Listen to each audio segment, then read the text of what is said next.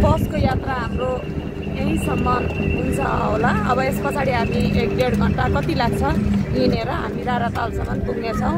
हामी अन्तिम बिन्दु आयो। हामीले यहाँ गेटबाट हाम्रो यात्रा चाहिँ रारातालको लागि चाहिँ सुरु हुन्छ।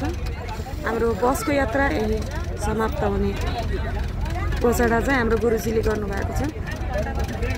हामी राष्ट्रिय निकुञ्जभित्र प्रवेश गरिसकेका छौँ। केही समयको यात्रा पछाडि हामी आएका छौँ। अब यस पछाडि हाम्रो पैदल यात्रा सुरु हुन्छ रारातालसम्म। हामी आज सुन्दर शान्त प्रकृतिको काखमा रमाउनेछौँ।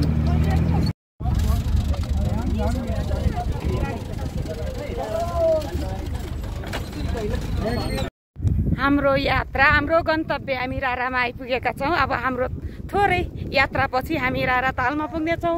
सबैजना हामी पैदल यात्रा गरेर पुग्नेछौँ। साथीहरू अगाडि गइसक्नु भएको छ, म मात्रै पछाडि छु।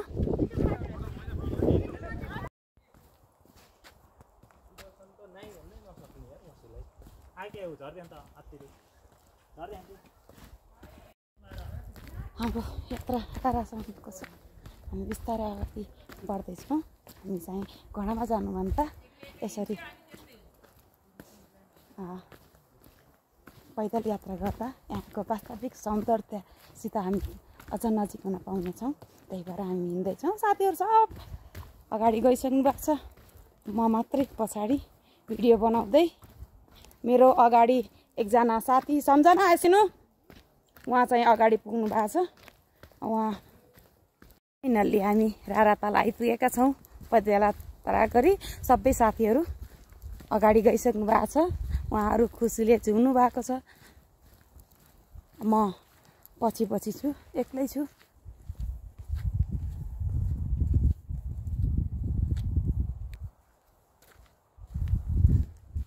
मलाई चाहिँ एक्लै नै हिँड्न खुसी पनि लाग्छ। साथीभाइले केही कुरा चिन्ता पाए। Wow, love this destination. मुगुको मुटु रारातालमा आइपुगेका छौँ। हेर्नु यहाँको दृश्य, यहाँको मौसम, सक्छ नि स्वर्ग, नेपालको स्वर्ग नै हो यो। कस्तो सुराला कस्तो लाग्यो। म त के गरौँ, उठु नै छु। सायद 2-4 दिन बस्नु पाए पनि कति रमाइलो हुन्थ्यो। तर I miss you my husband and my kids, miss you so much.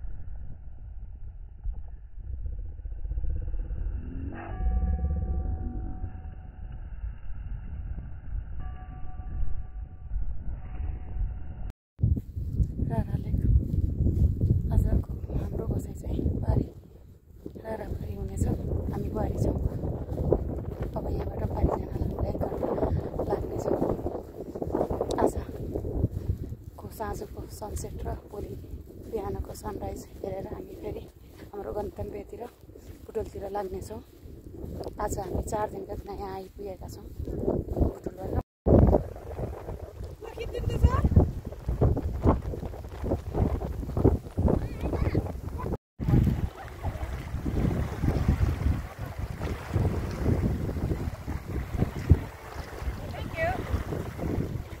राराले घुमेर पुरै पाकी जानुपर्ने सबै साथीहरू अगाडि गइसक्नु भएको छ।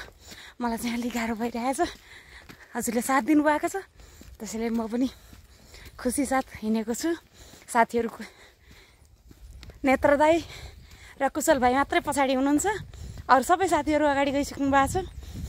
म कतिखेर भेट्नेछु उहाँहरूलाई र भिडियो पनि बनाउनेछु। हस्, थ्याङ्क यू साथ दिनुभएकोमा। हामी बुटोलमा जन्मेर हुर्केकालाई हिँडाइ अलि धेरै नपरेकोलाई थोरै गाह्रो भएको छ, सास पनि फुलिरहेको छ। तर मेरो लाइफको यति ठुलो एम राराले घुम्न आउने यति ठुलो सपना थियो जुन आज पुरा भएको छ। सायद भाग्यले साथ धेरै पछि दियो। Thank you lock. हामी घोडा नचढे पनि भारी चाहिँ घोडालाई बोकाएका छौँ। भाइहरूले हामीलाई साथ दिनुभएको छ। उहाँ भाइहरूले हाम्रो झोला बोकिदिनु भएको छ। घोडा अगाडि छ, हामी घोडाको पछि पछि राराले घुम्दैछौँ। हामी अब धेरै छैन, हामी होटलमा पुग्नलाई। म बाटो मात्रै देखाएको छु घोडासित सँगसँगै। आज मेरो चाहिँ साथीहरू भाइहरू हुनुहुन्छ यहाँ घोडामा हाम्रो सामान बोकेर आउनुभएको भाइहरू मेरो साथी हुनुहुन्छ र घोडा पनि हाम्रो साथी हो। म घोडाको अगाडि गएर नतर्छु है, नतर्सी मलाई नहान है।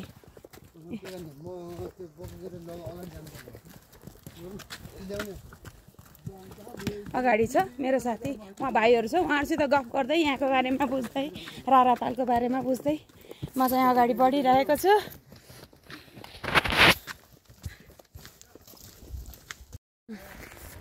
मैले बल्ल धेरै पछाडि मैले साथीहरू भेटाएको छु। सरहरूले मलाई छोडेर धेरै अगाडि गइसक्नु थियो। कोही पछाडि हुनुहुन्थ्यो, साथीहरू बल्ल हुनुहुन्छ, कोही अगाडि हुनुहुन्छ।